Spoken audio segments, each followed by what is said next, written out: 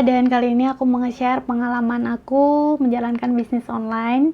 Jadi sebelumnya aku pernah nge-share tentang pengalaman aku menabung untuk membeli rumah, dan aku share salah satunya adalah menambah penghasilan aku dengan menjalankan bisnis online. Terus kemarin ada yang DM di Instagram aku, yaitu Rima. Halo Rima, makasih ya udah nonton video aku dan kasih aku saran untuk bahas topik ini. Dan Rima itu nanyain gimana caranya aku menjalankan bisnis online aku ini sampai punya keuntungan sampai 5 juta per bulan itu bersih, padahal aku jalaninnya itu sambil kerja gitu. Jadi langsung aja aku share ya. Oh ya, sebelumnya aku mau note dulu kalau aku ini bukan ahli atau profesional di bidang ini. All shop aku tuh juga all shop yang bukan all shop yang besar banget, all shop yang biasa-biasa aja, yang dijalankan oleh orang-orang yang biasa aja sambil kerja pula. Jadi apa yang aku share di sini itu benar-benar berdasarkan pengalaman aku aja yang udah aku jalanin kayak itu. Sekedar sharing, aku dulu pertama kali jualan itu wall sticker. Wall sticker itu aku jualan waktu masih zaman Facebook. Jadi belum ada Instagram, atau mungkin Instagram udah ada tapi aku belum pakai. Saat itu yang jualan wall sticker belum banyak, jadi aku masih yang jualan agak pertama-pertama lah. Aku lupa keuntungan yang aku dapat berapa per bulan, tapi yang jelas di situ banyak orang-orang yang beli untuk dijual lagi, mereka reseller, jadi aku untungnya cukup banyak. Dan saat itu aku bisa nabung sampai 8 juta untuk anak kuliah. Ya lumayan lah ya 8 juta, karena wall stickernya harganya cuma 8.000, 10.000, 15.000 kayak gitu. Jadi wall stickernya tuh murah banget, jadi untung aku juga cuma berapa ribu doang gitu. Untuk anak kuliahan menurut aku tuh lumayan banget. Habis itu pas masa Instagram aku udah mulai jualan baju, tapi responnya kurang bagus.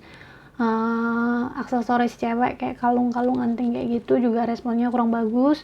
Habis itu jualan peralatan rumah tangga juga kurang bagus. Tapi yang paling akhirnya bisa bagus dan dapat penghasilan 5 juta tadi itu aku jualan perlengkapan traveling kayak gitu. Main produknya itu adalah cover-cover, tapi ada produk-produk lain juga yang aku jual gitu, kayak organizer, terus bag-bag buat traveling yang kayak bisa dilipet kayak gitu. Terus juga alat-alat untuk mandi yang traveling yang kecil-kecil kayak gitu. Saat itu saingan aku di Instagram belum banyak, karena yang jual cover-cover dan kayak gitu tuh paling cuma ada 2 atau 3. Jadi pesaing aku nggak terlalu banyak gitu, dan mereka tuh stoknya juga kayaknya nggak terlalu banyak variannya, nggak sebanyak aku. Ya punya aku agak lebih menarik lah kayak gitu. Kenapa akhirnya aku berhenti? Sebenarnya bukan karena nggak laku atau penjualan menurun, enggak, malah justru penjualannya lagi banyak-banyaknya. Tapi waktu itu kerjaan aku lagi sibuk banget, aku sering lembur, yang mana aku nyampe rumah tuh sering di atas jam 9. Dan aku sering dinas juga, seminggu tuh paling nggak aku bisa dinas 2 hari atau 3 hari, yang mana aku jadi ya gimana, nggak bisa ngirim produk gitu ketika ada yang mau beli gitu. Jadi kadang kalau ada yang mau beli tuh aku belinya stoknya kosong, padahal sebenarnya masih ada, cuman kalau nunggu sampai 3 hari lagi kayaknya kelamaan. Kadang ada yang mau nunggu gitu, ya baguslah kalau ada yang mau nunggu, tapi kebanyakan tuh mereka tuh kayak buru-buru buat pergi besok, buat pergi hari Senin depan kayak gitu. Jadi aku sering melewatkan penjualan itu. Mungkin langsung aja aku share pengalaman aku, tips-tips yang aku bisa sampaikan berdasarkan apa yang udah aku jalanin. Jadi tips yang pertama adalah putuskan kalian itu mau menjual apa gitu. Ya bisa kalian pilih adalah yang pertama yaitu menjual sesuatu yang unik. Jadi kalau misalnya kalian coba aja gitu nyari barang apa sih yang kayaknya tuh yang nyari tuh nggak banyak, tapi segmennya tuh pasti ada, kayak aku tadi gitu, traveling kayak gitu kan. Atau carilah barang-barang yang kira-kira tuh orang bakal suka, tapi ini tuh belum banyak orang yang jualan kayak gini. Jadi jualan kalian tuh unik, belum banyak yang saingannya, tapi kemungkinan tuh banyak ada yang suka gitu, atau hobi-hobi tertentu tuh bakal beli barang ini. Nah, kalau aku boleh bilang ini adalah jenis produk yang paling aku sarankan, karena udah pasti kalian itu, saingannya nggak terlalu banyak, kayak itu. Terus enaknya kalau kalian jual sesuatu yang unik atau jadi seller pertama atau yang masih pada periode yang pertama-pertama, kalian itu pasti nanti akan banyak orang yang reseller, jadi mereka nyetoknya dari kalian, kayak gitu. Pilihan yang kedua yaitu kalian menjual sesuatu yang lagi hits atau musiman, kayak sekarang itu lagi corona ya, orang lagi semuanya ada di rumahnya, lagi WFH di rumah aja, jadi kalian bisa jual baju-baju rumah, habis jual masker, jual alat-alat kebersihan, alat-alat sanitizer seperti itu banyak banget yang beli. Kalian bisa pilih yang seperti itu juga. Atau pilihan yang terakhir adalah pilihan yang saingannya agak banyak, tapi orang tuh cari terus, orang tuh beli terus, kayak makanan, baju, makeup, kayak itu kan orang pasti beli terus gitu. Kalau udah habis atau udah bosan dia akan beli lagi kayak gitu. Kekurangannya kalian itu saingannya banyak, jadi harus promosinya harus bagus, terus brandingnya juga harus kuat, terus variannya harus ada baru terus, variannya harus baru terus, banyak pilihannya, jadi orang itu tertarik untuk beli. Tips yang kedua yaitu menentukan sistem penjualannya. Misal kalian punya dana yang cukup, misal 1 juta, 2 juta, atau 3 juta, itu juga udah nggak apa-apa. Kalian bisa beli grosiran, beli dalam jumlah yang banyak, biasanya itu dapat harga khusus. Habis itu kalian jual lagi. Kelebihannya sistem ini, ready stock, itu kalian bisa memastikan barang yang akan diterima oleh customer kalian itu dalam kondisi yang bagus. Terus habis itu pengirimannya juga cepat. Terus kemasannya, packagingnya juga bisa kalian branding dengan all shop kalian sendiri. Kelebihannya kayak itu. Kekurangannya ya pastinya harus pakai modal, karena kan kalian harus nyetok duluan, terus ada resiko juga kalau barangnya nggak kejual. Tapi kalau aku sih, kalau barang nggak kejual atau sampai peminatnya kurang gitu, dijual di diskon aja. Habis itu sistem kedua adalah sistem dropship. Di sini kelebihannya adalah kalian nggak perlu nyetok, kalian nggak ada resiko barang nggak kejual, dan kalian nggak perlu pakai modal. Tapi kekurangannya adalah kalian tuh nggak bisa memastikan bahwa pengirimannya itu tepat waktu, pengemasannya tuh bagus dan aman. Habis itu kalian juga nggak bisa memastikan kualitas barang yang dikirim itu bener prima apa enggak gitu, bagus apa enggak, kayak gitu. Sistem ketiga yaitu pre-order. Ini cocok buat kalian yang menjual barang-barang yang unik banget, jumlahnya limited, carinya susah. Nah, itu kalian bisa pakai sistem ini. Tapi kalau misalnya yang kalian jual itu barangnya umum-umum aja, banyak yang jual, jangan pakai sistem ini, karena pasti orang kurang tertarik. Kalau misalnya ada orang yang shop lain yang jualnya bisa cepat dikirim, kenapa harus nunggu lama-lama, kayak gitu. Tapi kalau yang kalian jual ini barangnya harus impor dulu dari luar negeri, atau harus dibikin dulu karena custom, nah itu boleh kalian pakai sistem pre-order. Tips yang ketiga yaitu mengetahui kelebihan dan kekurangan produk kalian, karena kalau all shop itu kan orang kan kayak beli sesuatu yang mereka nggak lihat langsung gitu. Jadi kalian memastikan kalau barang yang kalian jual itu sesuai sama fotonya, sesuai sama deskripsi barangnya, bahannya seperti apa, warnanya juga cocok sama seperti yang dideskripsikan. Karena kalau misalnya orang tuh beli terus habis itu ternyata nggak sesuai sama yang di foto atau di deskripsi, mereka tuh pasti kayak, shop apa ini, nanti mereka nggak mau beli lagi.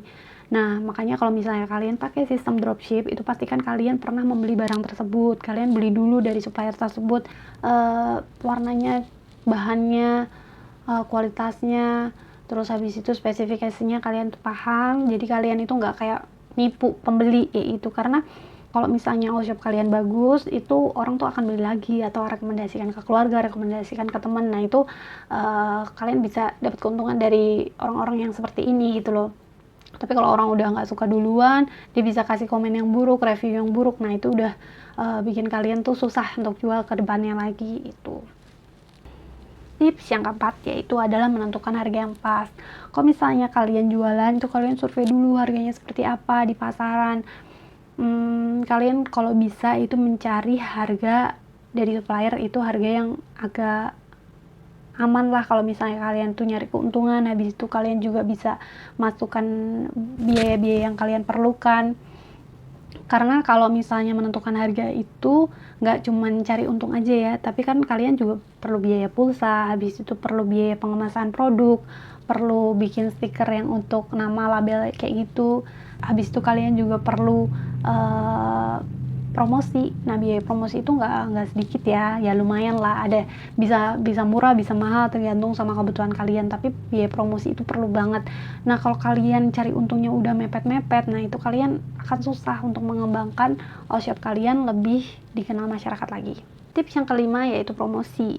Jadi kalau kalian jualan jangan cuma jualan produk aja, tapi juga kalian punya promosi yang bagus. Kalau di Instagram itu ada fitur promote.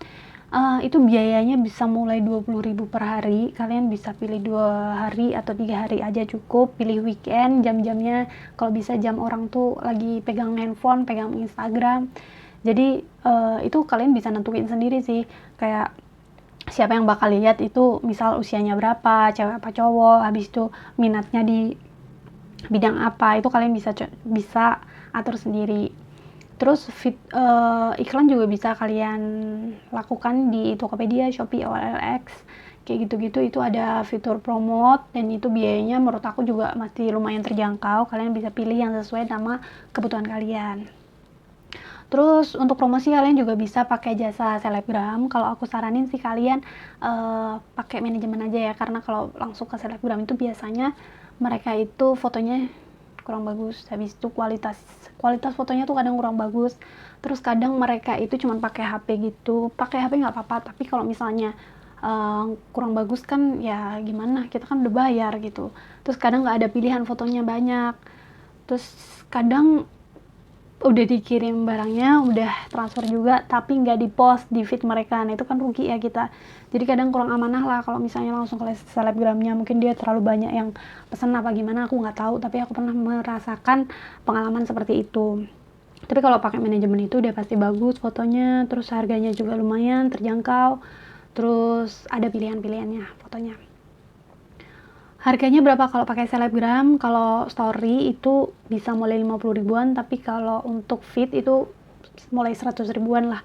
Kalian bisa pilih selebgram yang dari selebgram yang kecil-kecil aja, nggak perlu langsung yang selebgram yang terkenal yang followernya sampai ratusan ribu tuh nggak perlu. Pilih aja yang di atas 10 ribu, itu banyak yang harganya masih terjangkau. Tips yang keenam yaitu kalian buat promo-promo khusus, misalnya harga diskon, beli 1 gratis 1, beli 2 gratis 1, beli barang ini gratis itu. Nah kayak itu, karena itu bikin orang tuh jadi sebenarnya harganya itu udah kalian bundling, kalian udah dapat untung dari harga itu, tapi kan orang jadi belinya jadi macam-macam kayak itu. Itu menguntungkan banget sih. Kalau aku dulu kayak sering banget kayak jual paket isi 3, nah kayak gitu-gitu sih. Tips yang terakhir yaitu jualan di marketplace, karena sekarang orang tuh suka belinya tuh di Tokopedia, di Shopee. Mereka lebih aman dan merasa lebih percaya, karena itu kan mereka kayak sistemnya kalau misalnya barang udah dikirim mereka baru confirm, habis itu uangnya nyampe ke kalian, uangnya baru bisa nyampe kalian ambil. Kalau misalnya langsung kan kita ya transfer langsung ke kalian, tapi kalau lewat marketplace mereka tuh kayak bisa nerima barangnya dulu, baru confirm, baru uangnya tuh bisa kalian ambil. Kalau misalnya mereka komplain, itu uangnya tuh ketahan di marketplace tersebut, dan itu bikin orang tuh merasa aman lah melakukan pembelian barang. Oke, sekian video dari aku, semoga bermanfaat. Kalau kalian suka video ini, kalian bisa klik tombol like. Kalau misalnya kalian ada masukan, saran, atau mungkin sanggahan dari video ini, kalian bisa komen di kolom komentar. Kalau ada teman kalian atau saudara kalian yang kalian tahu membutuhkan video ini, kalian bisa share ke mereka. Makasih udah lihat video ini sampai akhir. Kalau aku ada salah, aku mohon maaf. Semoga kalian suka video ini. Sampai jumpa di video aku berikutnya. Bye!